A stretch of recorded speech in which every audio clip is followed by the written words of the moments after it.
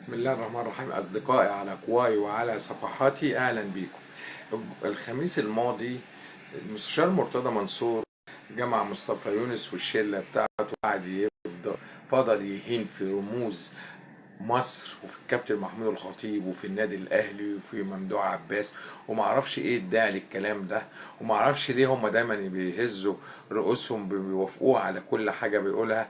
ده شيء غير منطقي.